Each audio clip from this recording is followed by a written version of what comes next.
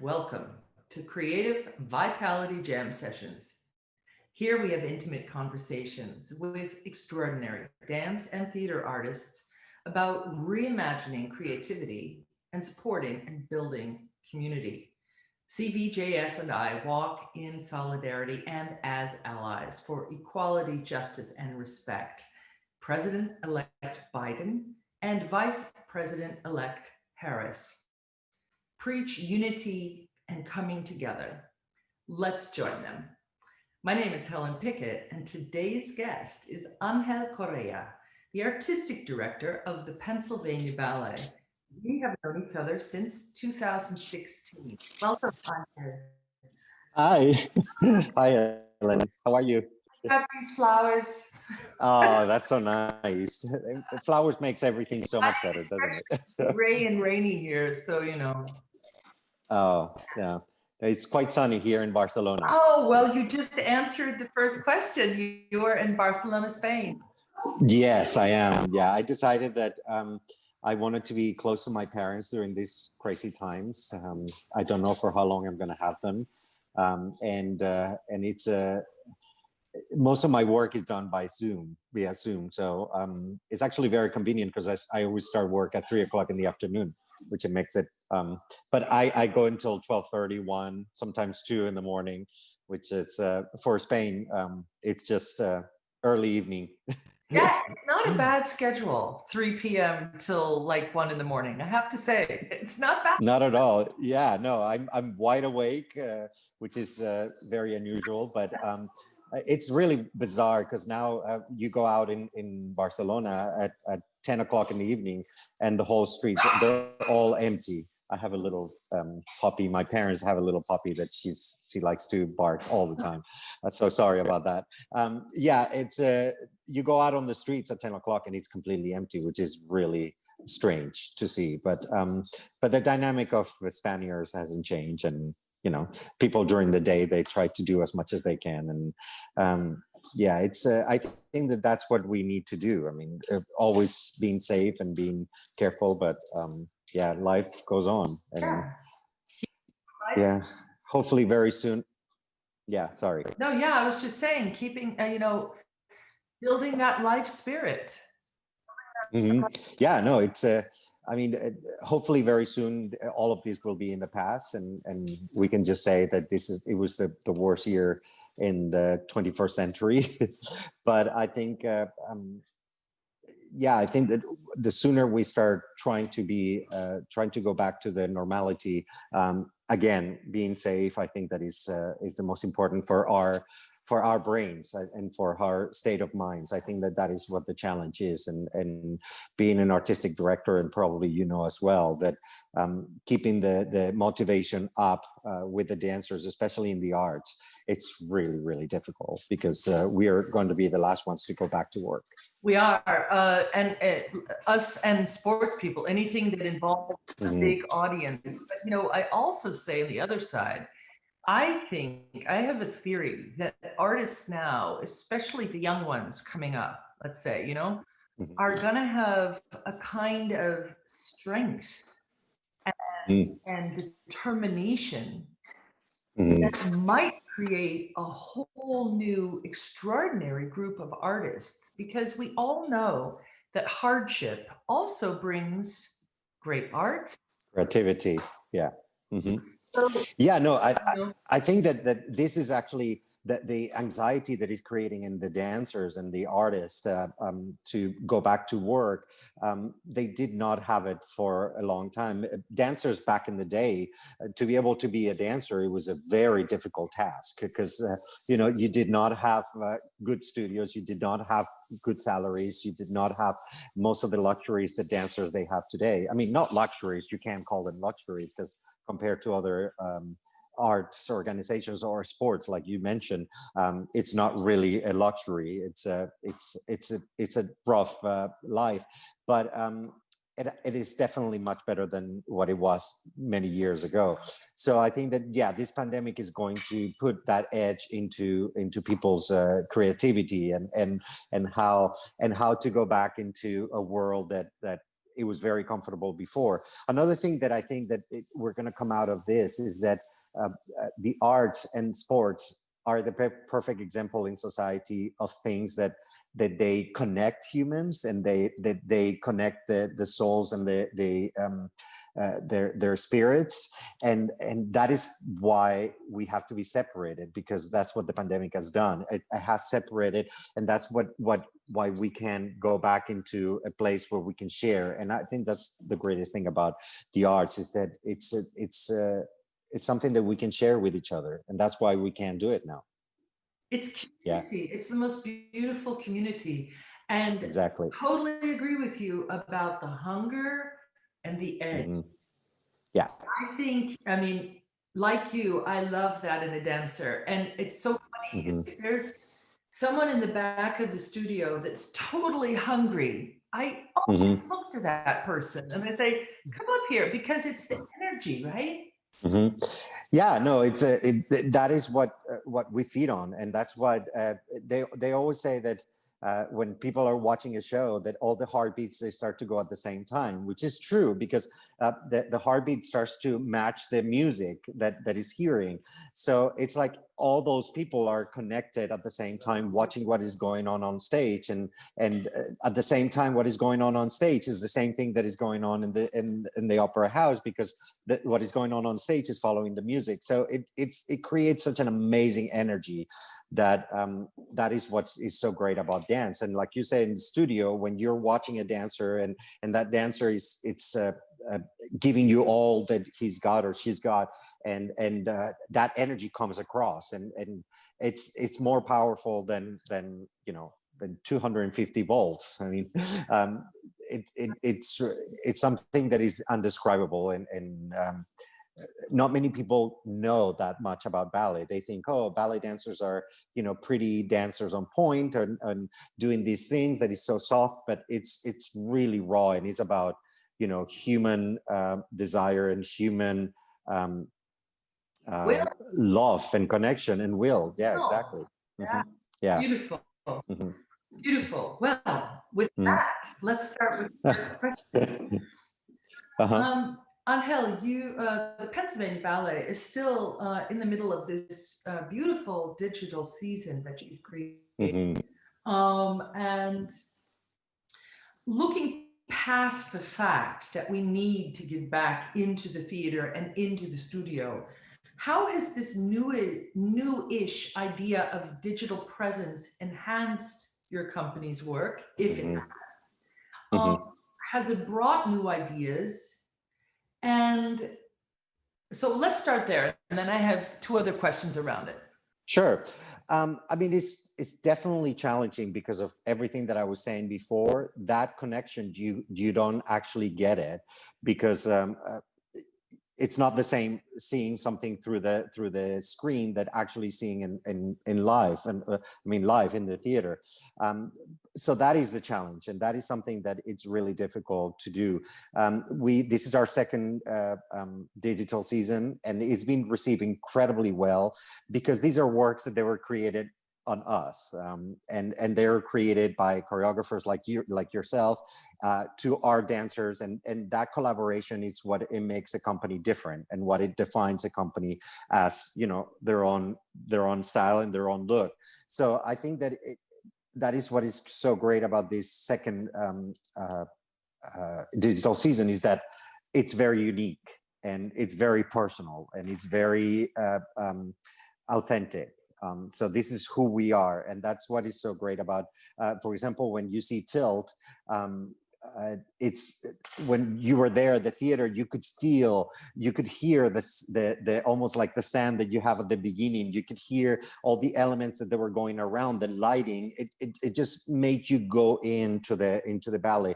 All those things you cannot recreate with cameras. I mean, it's impossible. It's but you have to try to find ways that you can actually reach out to our patrons and people from other countries that they don't get the luxury to see us in the theater, which is great. I mean, we had more than 5,000 clicks on one of the ballets.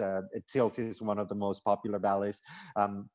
So it's wonderful to see that other people from other countries are actually being able to see us.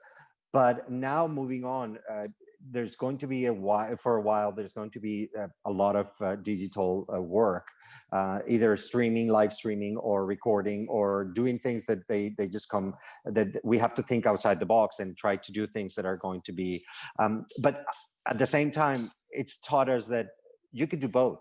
You can use both, and you can go do something very interesting in the theater, but at the same time do something very interesting with live performance. The challenge is always, you know, music rights, choreography rights, which you have been incredibly generous, that I have to thank you right here. But that is the challenge, and that is what is so difficult. If we were a company that have millions and millions of dollars, that we could actually have the luxury of paying everyone all the amount that they deserve, that would be great. But a lot of the times that is mainly the challenge. But I have to say that everyone is being very generous and very supportive. So I feel like, you know, it was an immediate feeling for me when it wasn't immediate. When I lost all my work, which included, like everybody, I've had, you know, there were big disappointments in the work that I lost, of course, right? mm-hmm. But it's funny, the second thing that came to me was, this is a time to support a community that has given me so much. That was my first feeling, like it's time to give back. Because you have given a lot as well, so already. It's so not about even like me acknowledging the giving. It's just what I felt I needed to do. It was like, this is the time to give back, when I'm not all immersed in my ballets and this and the travel. I was like, no, I'm sitting at home, and this is something I can do for my community. So it's something that was strong. I think many choreographers felt this. That's really smart, because if companies don't survive, then where are we going to be? I mean, where are you going to be able to choreograph? And I think that now is the time to be sensitive to those things. And it's not, and in most cases, most companies, I mean, I'm part of the Dance USA, where I get to mingle with all the different artistic directors from around the world. And they all are saying the same thing. You know, we're not organizations that, I mean, there's maybe one or two that they do have a lot of money because they have government support, or endowments, very, very big endowments. But they all say the same thing. You know, if it wasn't because of the generosity of the choreographers or generosity of the orchestras, which sometimes is not, they're not as open as unfortunately as choreographers or musicians, or I mean composers or light designers, but going into creating a show, there's so many things, so many components that people don't know about. And I mean, you do, but a lot of people don't know. And to be able to do a digital season and putting it up online, it is really, really, really difficult, because you have to ask for a lot of permissions and get a lot of the rights that, like you say, you know, you have to be very generous to be able to let your work go. I mean, and you don't have ticket sales. Exactly. Yeah. So it's yeah, I know.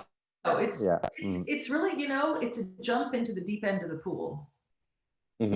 Yeah, no, it's I don't think that anyone would know that where we were going to be the day that we actually cancel our performance. Right, that day we were doing La Valle there at the Academy of Music, and I remember it was Nayara Lopez and Alexei Babayev. They were actually rehearsing already for the night show, and we had to go into the stage. We were rehearsing on stage. And we have to say to everyone, we're sorry, but tonight's show is canceled. And everyone was like, oh my God, but that's so exaggerated. That, I mean, this is just like a cold, like a small cold. And we were like, no, we have to take, precautions. And then how progressively and as getting bigger and bigger and bigger and bigger, and how scary has become, and how important it is now in our lives that that this pandemic has changed the dynamic of every company. Yeah, and it will influence. We will be the generation, like history books. But then the beautiful thing is that when we read from the last flu, right, in 1918, we also see a huge, there was a lot of energy that came out of it, so. No, a whole new generation and a whole new mode of thinking came out of the last flu. So yeah. So actually, we went through. That's great. So Angel, you've been the artistic director of Pennsylvania Ballet since 2014. But before that, you established a new classical company in Barcelona, Spain, the first new one in 20 years. I did not know that. And it was called Corella Ballet. And you were there from 2008 till 2012, right? Correct. Yes. Yeah. And you built Corella Ballet from the ground up. Can you describe that process and how that actually carried over to the Pennsylvania Ballet? I would say that it was a nightmare. I actually, the company started in 2007, but I think it went from 2007 to 2012, but and it went from being Corella Ballet to being Barcelona Ballet. We actually changed the name because the state of Catalonia, they decided that they wanted to support us, and then they changed their mind after we moved the whole company into Barcelona. They said, yeah, I know, it was, that's why I say it was a nightmare. So we actually, I actually started probably in 2000. We started with the process of creating a foundation, creating all the channels to be able to do fundraising. Here in Spain, there's not a tax deduction law like there is in America, where you can actually create a company and you might be able to get the sponsorship by private donors, and then they can deduct it at the end of the year in their taxes. Here, that doesn't exist. So mainly you have to have support from the government, and if the government changes parties, then you have no support. So we started in Castilla y León, which is a center state in Spain, which is really beautiful. They donated to us a castle that we could actually, we would have to renovate, which was a gift with, a poison gift, because it was it was probably like 50 million euros to be able to renovate it, which was crazy. So then we were there in Castilla y León for 4 years. We created this incredible company. We did pilots like Natalia Makarova, Christopher Wilden. We didn't get to get you because we didn't have enough time, but then they called us from Barcelona and they said, would you like to come and move the company here to Barcelona? Because, it's a bigger city, it's a more important city. And, we have the Liceo here in Barcelona. So we moved the whole company. And then when we got here, the government decided that they were not going to give us the money, which it was quite stressful because I had to sell everything that I had throughout my career as a dancer. If I had an apartment, I sold it. If I had a car, I sold it to be able to pay all the dancers. And it was really stressful. So after we closed the company, I decided that I would not direct another company. But then Pennsylvania Ballet was looking for a new artistic director, and Michael Kaiser, as you probably know who he is, he's like my godfather in the ballet world. He got in touch with me, and I called them, and after 2 interviews, I was the artistic director of Pennsylvania Ballet. So, but it taught me so much about what it's like to be, because I was directing and dancing, and at the same time I was dancing with American Ballet Theatre. So it was a lot of work, but it taught me a lot of how to deal with how to deal with dancers, how to deal with stress, how to deal with budgets, how to do a budget, and how to be able to do ballets like Swan Lake or La Bayadere or with a very, very small budget. So it was a great learning experience, which I'm still learning. I mean, I think we're always still learning, right? But it sounds like such it sounds like you went through everything you could go through as a first-time director. But I mean, looking back on it, what a vast amount of knowledge you got that carry you to the current position, you know, so you know how to survive. Yeah, I mean, What it takes. I mean, by like the fact that you sold, you know, your career, you know, the apartment, the car. I mean, mhm. man, that sacrifice for the art that you love. It's and beautiful. and that was mainly because of the dancers. And I always say, you know, when you're working with amazing human beings that their lives they're in your hands, and when you know how important it is for their artistry and for their careers, and that they're giving everything that they have to be able. I mean, I'm seeing it now with Pennsylvania Ballet dancers during this pandemic, that they do anything possible for not only for themselves but for the organization and for the group. It creates, I know that it's a cliche, but it creates a sort of like a family, a big family, that with, of course, with their loved ones and the people, the ones that they hate each other, and their discussions and their you know, reencounters, but it is like a family, and that bond, it's what it makes, you know, an artistic director say, I'll give everything that I have for these dancers, because you know, because also we know you've been there and I've been there, and you know how important it is, like the smallest thing that, now me as a director, I would say, okay, that's really not that important if you don't do that exact role that you really want to do. But when you're in that position, it is. I mean, it's your whole life, and it's everything that you've been working for. So I tend to be as sympathetic as possible, and I tend to be as as understanding that this is their lives and this is their everything, and it is important. It is really important. It is. It is. I know. Mhm. I can't tell you.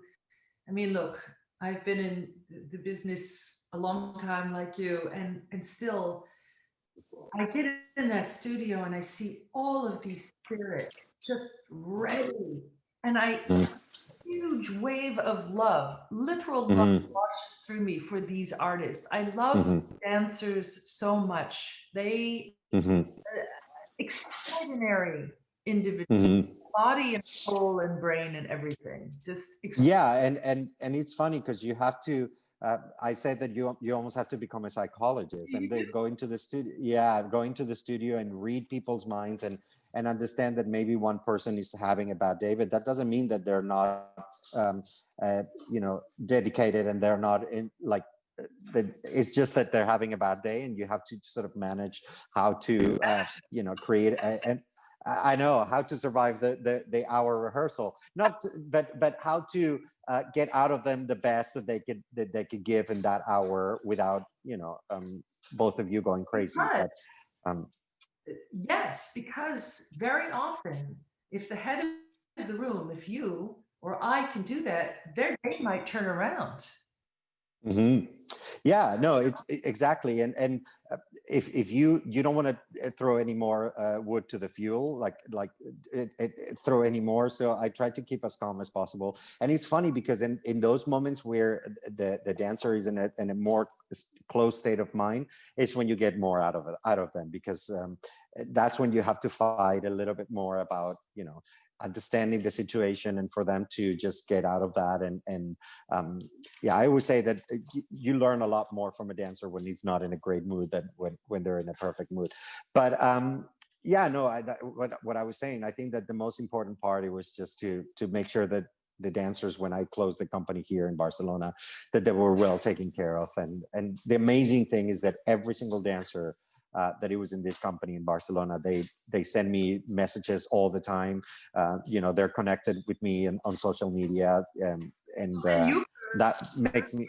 Yuka followed you, right? Yeah, Yuka. Yeah, no, Yuka came, and I mean, I would love to have. There's a lot of them that they actually reach out, and but unfortunately, I could not give them a contract, and but there was a lot of them that they did reach out, and I would have loved to have them. But I think it's also important that you know, that time it was here, and I think that is important that they find their own way, and all of them, they did found their own way. Most of them are principal dancers with major companies around the world. I mean, Alejandro Vireyes or Ashley Ellis, Matthew Golding. There's so many dancers around the world that they actually become principal dancers and big stars all over the world, which I think. I didn't know Ashley was with your company. Yeah, no, Ashley came, she was in the Corella Ballet of ABT, and she followed me, and we promoted her to first soloist. So she went from Corella Ballet to soloist to first soloist. And then when we closed the company, she went to Boston Ballet and she became soloist. I mean, principal right away. Yeah. And she's pregnant with her second child now. Second child. Yeah, no, I know. She sent me a picture the other day. It's really cute. Yeah.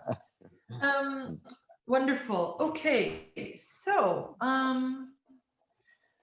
returning to Pennsylvania Ballet, when I watched your rehearsals, I believe you were working on Don Quixote when I was on Tilts at one point. Yeah. And something I love to do is I love watching other people coach and create. So I remember that you were very even keel and calm, but you were also generously passionate in how you were when you were creating and in the studio with them. And a big part of that, and this is the important bit, is you also gave a lot of space. That is amazing. So I saw that you were generously passionate choreographer, and there was a joy and a joyful commitment from the dancers returning to you because of this relationship.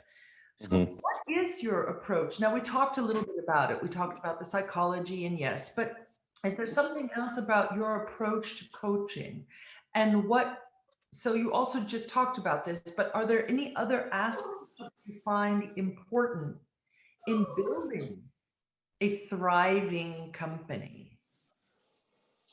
Yeah, I mean, I think that, I mean, I don't consider myself a choreographer. I'm a stager more than a choreographer. I wouldn't dare to be a choreographer. I think that to be a choreographer like you have to have a very clear vision of what you want to. I mean, I'm just reproducing what I've seen before. Maybe I'll just give it a few touches of myself, but I wouldn't dare to call myself a choreographer. I think that you have to be born a choreographer. But yeah, I think that when I'm in the studio, what I try to do is give them as much information as possible about the role and about what is going on, what the dynamic of the story is, and then say, how would you do it? How would you visualize? How would you see yourself as that role? So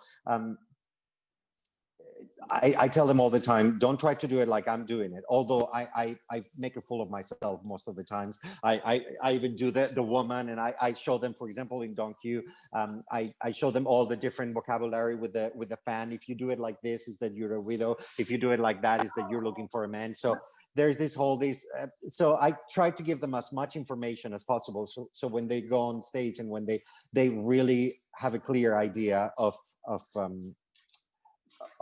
who they are, and then run free with it. And I say to them, go for it. And if you go in the wrong direction, then we bring you back into where, the path that you're supposed to follow. But I'd rather that you take a chance and make a mistake that if you don't, because I think a lot of the time, especially with today with social media and stuff like that, you get a lot of hits, a lot of likes if you put a very nice picture of a very high leg, or if you do a very nice turn, which a lot of the times I put on my own Instagram, which I know that I'm going to get a lot of likes. But I think that what I try to make them understand is that that's not going to stay with the audiences. What is going to stay with the audience is the kind of energy, exactly, and what you're trying to say with that. So I think that is a lot of the dancers are scared to show who they are, and they put that I'm a ballerina kind of face, and I do this because but the real raw is when you're vulnerable and you really show who you really are, and make yourself ugly if you have to make yourself ugly, make yourself beautiful if you have to make yourself beautiful, but make yourself real. You have to be real. And it's an exercise of trust. I mean, you have to tell the audience, this is who I am. And they might go, ooh, I don't really like who you are. Or they will go, I mean, most of the times they will say, yes, I really like who you are. But that is when the show starts to become real. And when they get to see you as a person dancing more than a dancer dancing, which is, it's not the same. I mean, I've seen, especially today, a lot of dancers dancing, which is really nice. And you see an amazing feet, an amazing leg, and beautiful position, but the face is, you know, there's nothing there. It's like and it's a security blanket that some dancers, they do, because they feel, you know, if I show too much, then they might not like it. But the amazing feeling is when you finish the show and people stand up and then you leave, and then people on the at the stage door, they think that they know you because they've been with you for that hour and a half, and they act with you like they know you. I mean, there were some times at the stage door at the Med that people would be like, you know, I would still start walking to my apartment, and they will follow me like they were my friends, and I was like, hi, you stay here now. I don't know who you are. Or, I mean, there were others that I did know, and they were, you know, they became really good friends later on, but there were others that I had no idea who they were, and they were talking to me like they knew me, which was a great feeling. I mean, I was like, yeah, that's who I was, and that's who I am. But it is an exercise of trust that I work with the dancers to try to have. There, you and I are very similar. This is exactly how I work in the studio, because I don't know, maybe because I was also a performer. You know, I mean, I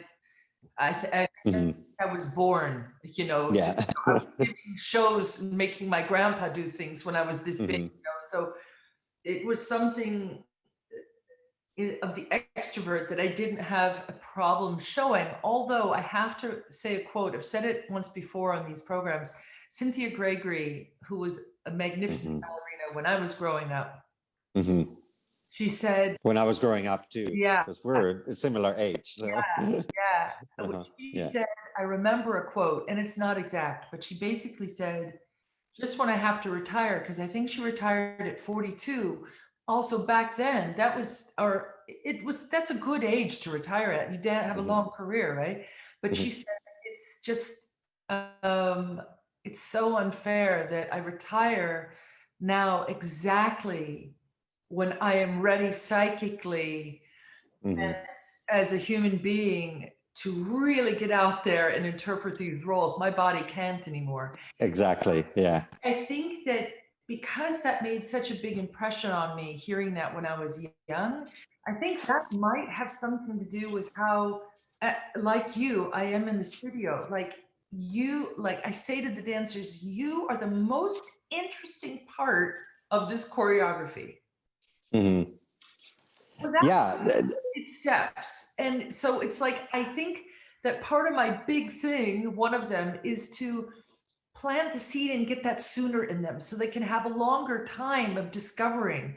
Because as you know, even when you retired, and I know you were like this passionate, you gave so much of your soul, but don't you think that even now, man, I'm still learning. If I had known this, you know, no, definitely. I mean, I watch videos and I'm like, oh, I would have done this, and that would have looked so good. But I think that is a great thing also about seeing an artist growing. You see, like, for example, when an artist is very young, it's very strong technically, but very not immature, but it's focusing more into the technical side. And that's when you have to really try to guide them into saying, you know, the technique is really, really, really, really important, but you have to use that technique to be able to, you know, talk to the audience and say something with that technique. Then there's a time where everything is a little bit more balanced. The technique is still strong, but the maturity is getting there, and that's when, you know, the dancer is in the best time, and then later on is when, you know, the artistry is incredible, but then the technique is like, okay, the body's not. So I think that it's wonderful to see a dancer in those different ages, and work with them, and try to get out of them the best that you can in the different times that they are. But yeah, I mean, there's certain things now that I see that I would have done when I was younger, and that it would have been, you know. What are you going to do? Well, I know, exactly, but I think that, again, you're a dancer for the rest of your life.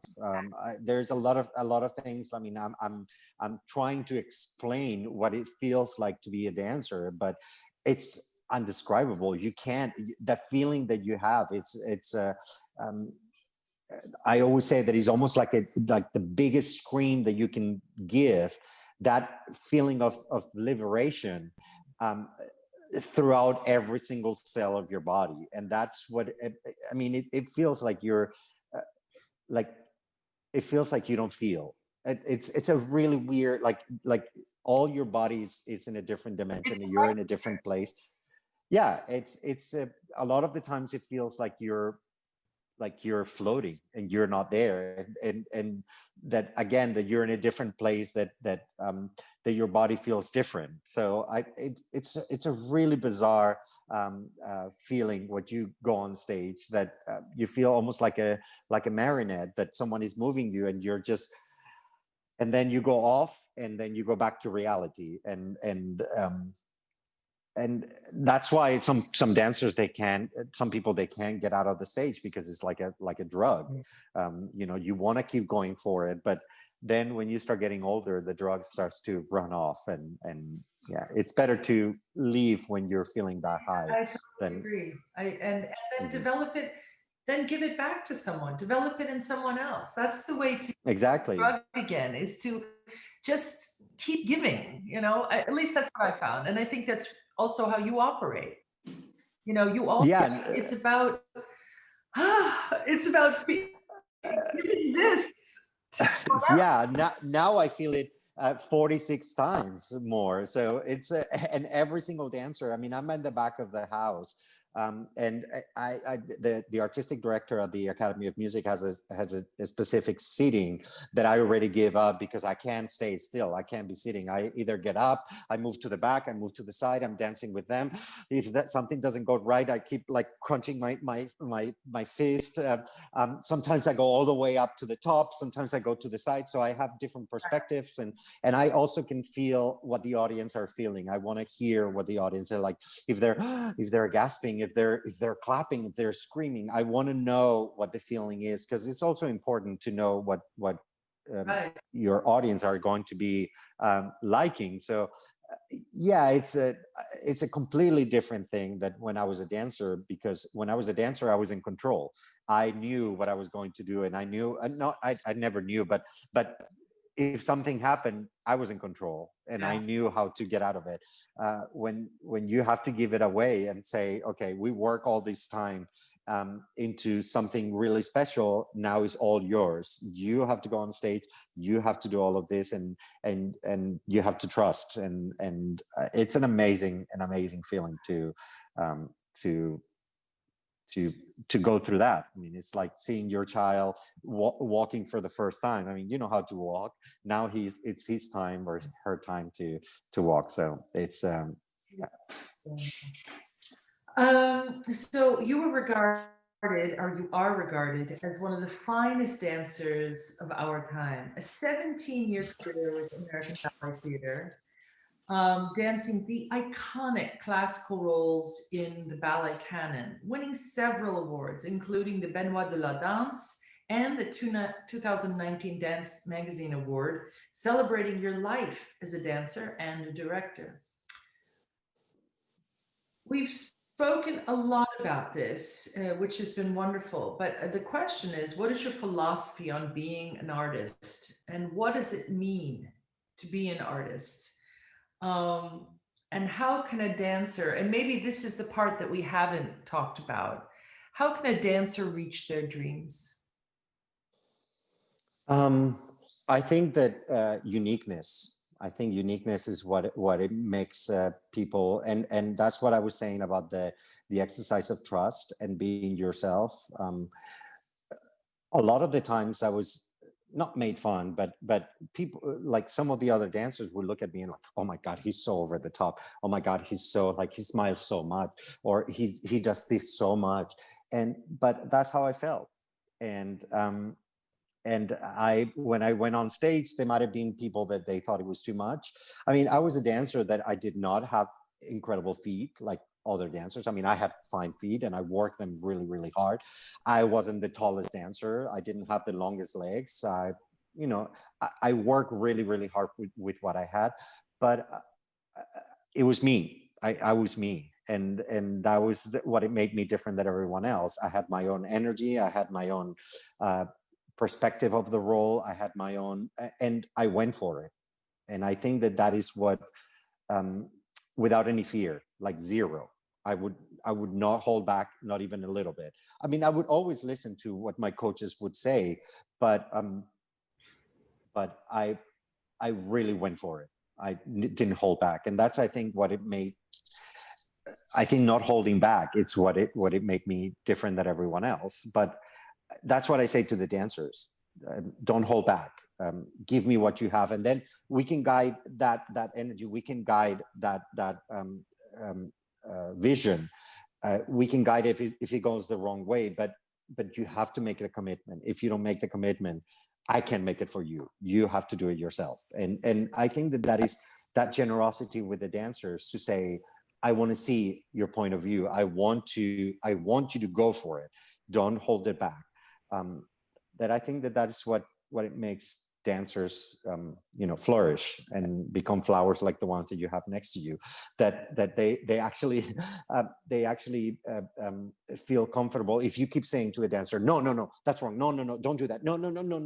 I mean, there were some cases that I was dancing with a company as a guest artist, and I could hear the coaches in the wings screaming to the partner that I was dancing with, telling her what to do. And I was like, please don't do it now. We're in the moment. Do it, in rehearsal, do it after, but not during the show.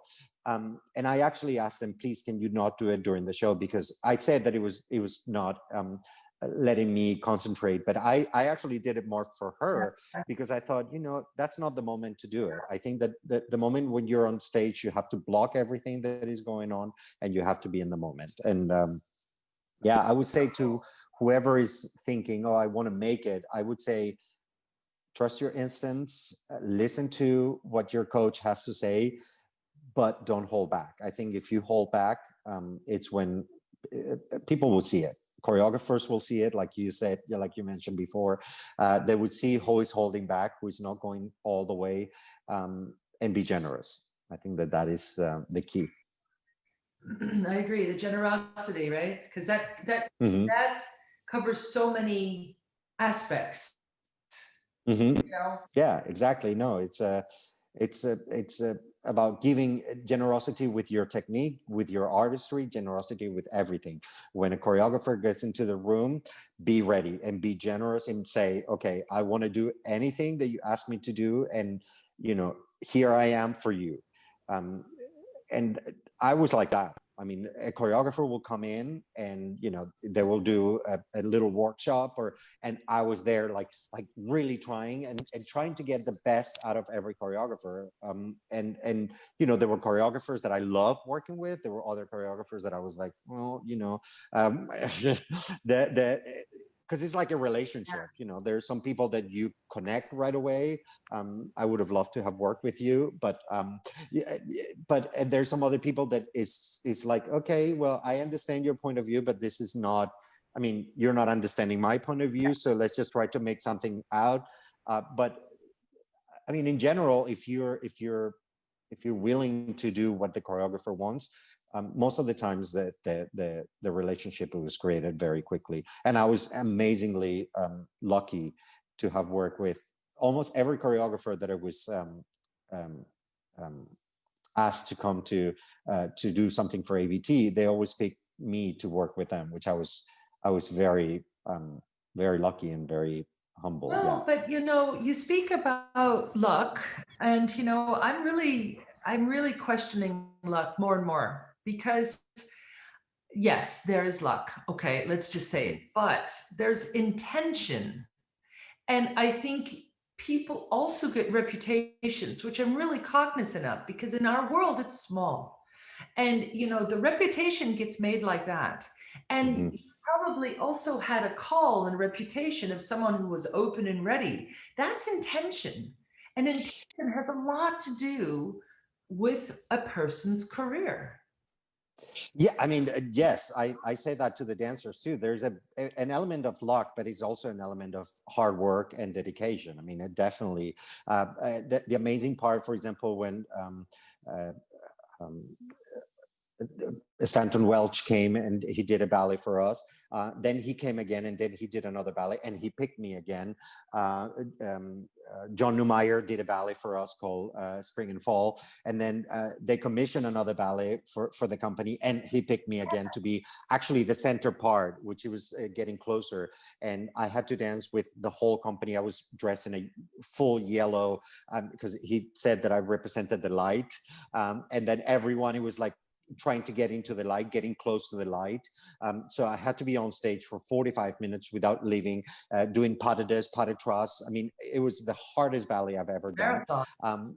So every choreographer that came and worked with me, they always came back and worked with me again, doing the ballet, you know, centering with me, which I was like, I mean, I could not believe it. But I think that it had to do with my willingness to connect with him or with her, and to And yeah. colleagues on Hell, because that's a big deal, how you connect with your Mhm. fellow dancers, right? Yeah, I mean, an element of respect as well, of listening to, respecting the choreographer and respecting your fellow dancers, and I mean, always there can create some sort of animosity because, oh, again, he's the picked one, and but at the same time, I mean, you know, if you're in the studio and you're with your arms crossed and you're like, okay, this choreographer is here again, then they're gonna, like I said, you know, the energy that you put in the studio, that's gonna reflect, and that's what's gonna, you know, make a choreographer go, oh, I really want to work with this dancer or not. I mean, if you're in the room with your arms crossed, that's what I say to the dancers. You know, if you're with the arms crossed and you're like, what is the choreographer going to think? Oh, I really want to work with this dancer that is with the arms crossed that really doesn't want to work with me. I mean, That, that's not going to happen. So yeah, yeah. but you know, it's interesting you say that because that has happened to me as a Mm-hmm. choreographer. And you're exactly right. I can't read minds. So this arm Mm-hmm. cross from a dancer, it might mean that they're a little afraid or they're insecure or whatever. But Yeah. like I said, I don't know Mm-hmm. who it is, and I'm reading a different message. It's so Mm-hmm. true, the body language. So Yeah. No, I come it's. in and I say, everybody uncross their arms. Mm-hmm. It's a new thing I started. I was like, Mm-hmm. it's very new, but I was like, let's just, because I've made the mistake too many times, is reading that in someone that they don't want to be there. And I think I can be better. I've been on this earth longer. So I say, let's uncross the No, arm. I mean, I think that is a great idea. I think that is wonderful because very rarely arms crossed, it means, you know, I really want to be here. I really want to be to your ballet. I mean, arms crossed is usually I'm bored. I don't want to be here. Or So or scared, yeah. I mean, that could be like, don't know what to do if someone is really nervous. I mean, usually would be like crossing hands but crossing arms like that, it's really rare. So I think that is a great idea that you saying, you know, uncross your arms, because it is very important that body language could say something that you don't really want to put out there. But yeah, I think that when someone really wants to be picked for a ballet, you see it right away. Yeah. Mm. wow, this is amazing. I mean, I hope every dancer needs to watch this conversation because it's amazing. Mm. So you spoke about when you come back in January, right? Mm-hmm. Yes, January 18th, we're 8, back. you are going to start working in pods, right? We are, yeah. I mean, that's the new normality. We're working in 4 different pots for the company and 1 for the second company, for our younger company. We have 2 pots of 13 dancers, 1 pot of 11, and 1 pot of 10. And we're going to be just juggling around with the school and with the studios that we have, trying to create another digital season. We don't really know exactly what it's going to be, because we don't know what the CDC will allow us to do, and if we're going to have to shut down again. I mean, there's a lot of companies that they started and they were shut down, and they started performing, and then they told them that they couldn't. I didn't want to make the dancers go through that. Also, we don't have enough studio space, unfortunately. We're working on that with our board to try to finish our building, because I know a new building is coming, which is very exciting. Yeah, I mean, it's been very exciting for quite a while. Yeah, since I joined the company 6 years ago in 2014, that's something that I've been focusing in, because I think it's really important to create your own space and to create your own identity as an organization. If you don't have your building, you don't really, it's not that you don't exist, but you don't, we need a building that we can feel proud of, that we can do a lot of, for example, to have a black box, that we can do a lot of these digital content, that we can work with choreographers such as yourself in new projects that they might be, you know, either for community engagement or for, you know, to create our own identity as an organization. So I think that is one of the biggest challenges that I have with PA Ballet. Well, I have to say, I have to mention one thing about that was so generous. You know, the huge set that Tilt has, right?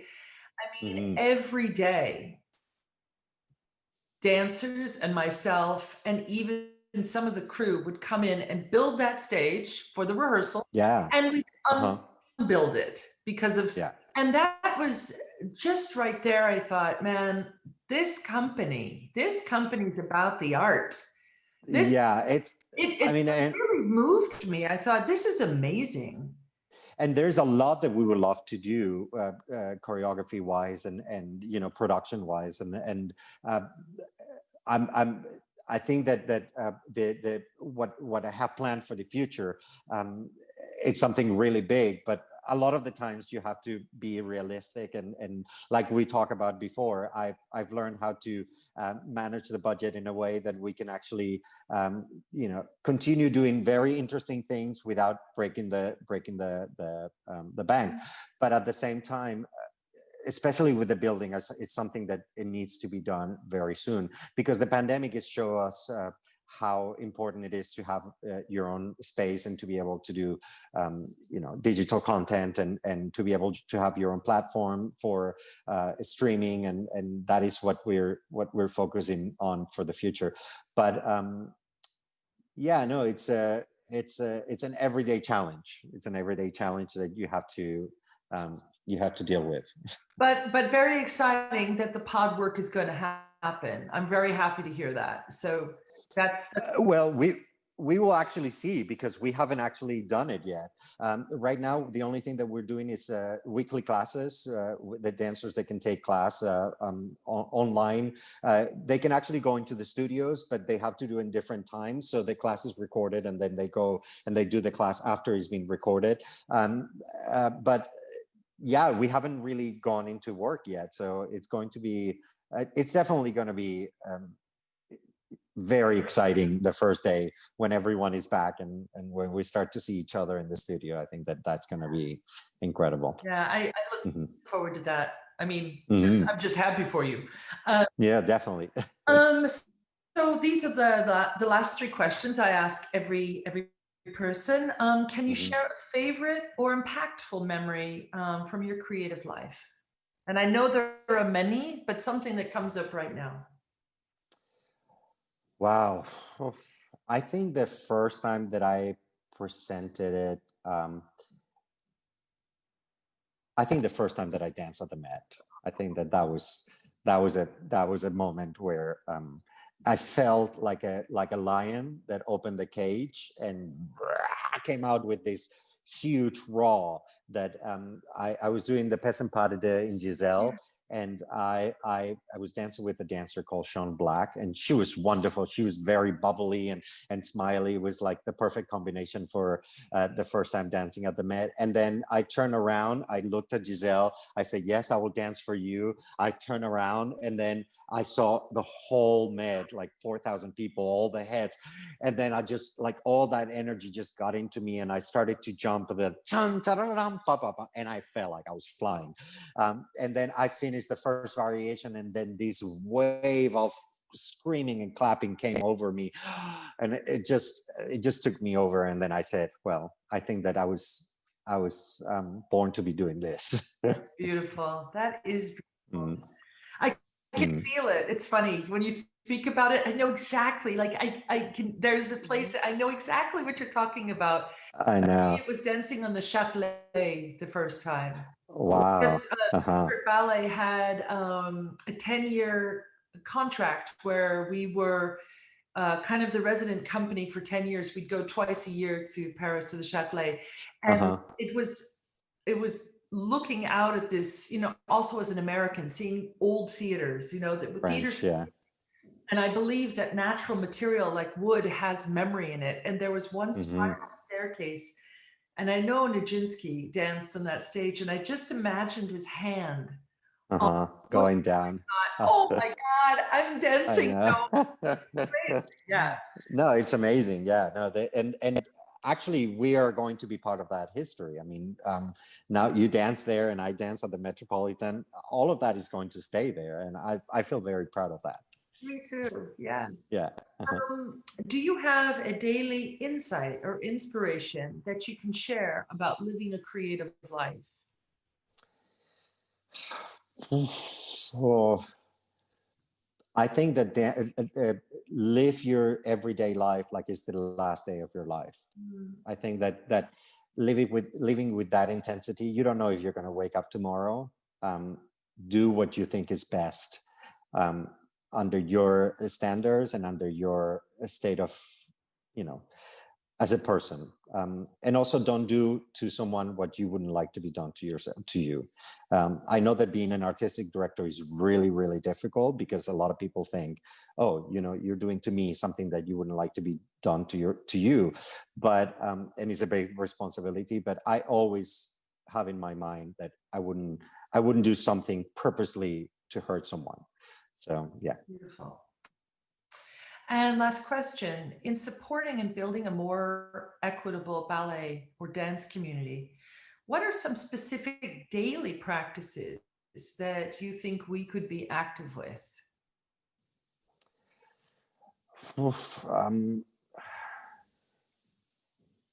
I think that what I try to tell the dancers is that the more knowledge and the more experiences that you have throughout your life is you're going to take them into the studio. And the same thing, what you have in the studio, what you have on stage is going to help you in your everyday life. So I think the life of a dancer specifically, it's enriched by what you do in your everyday life, and what you do as a dancer is enriching your life as well. So it's a combination of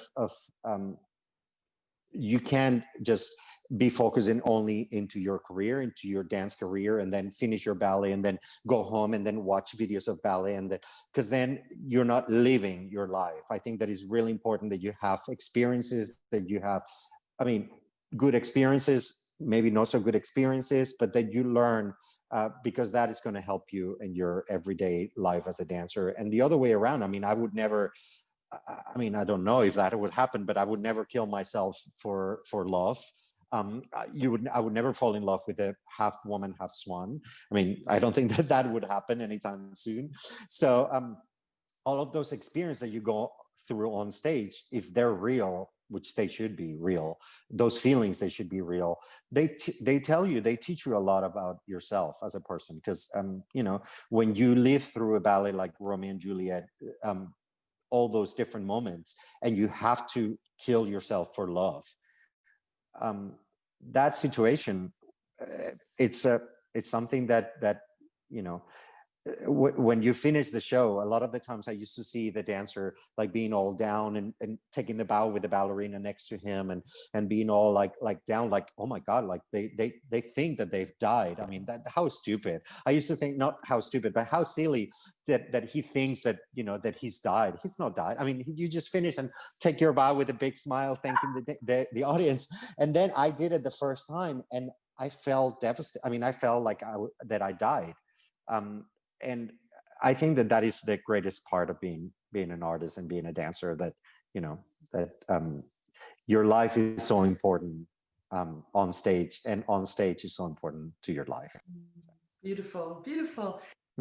Oh, Angela, it's been such a pleasure. I say this very often, but I think a selfish part of these conversations is I get to talk to friends during this time in the pandemic, and you know, we get to talk about art, which is why I think you and I both live, and why many artists both live. It's a part of us. So really inspiring talk about leadership and art and soul and spirit. So thank you so much. It was a pleasure.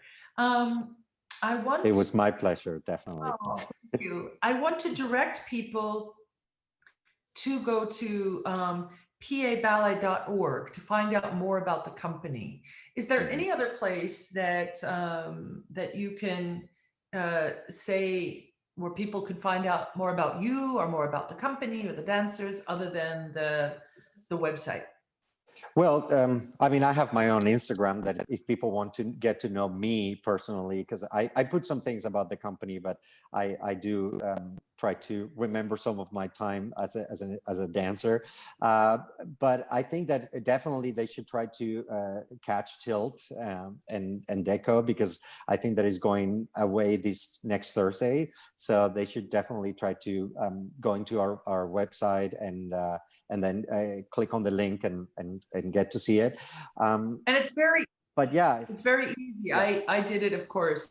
It's very easy to go to paballet.org. It says Director's Choice. You click on Director's Choice, and then you can see it. You can see interviews, and you can see these two ballets, and it will be continuing. So it's a very easy thing to do for everybody to go to see it.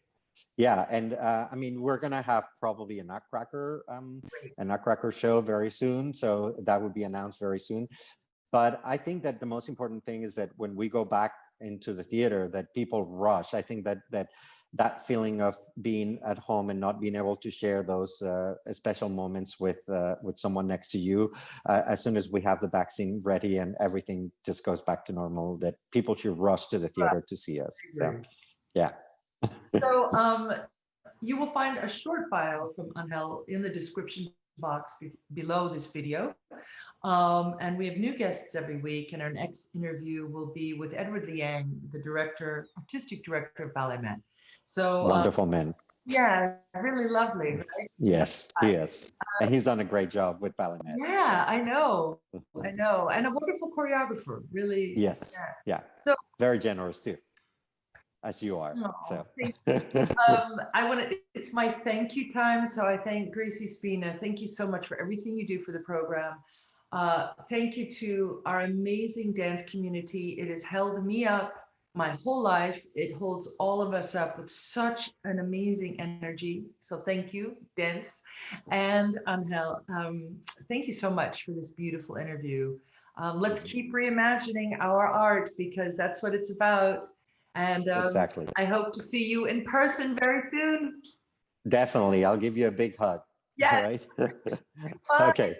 Bye-bye.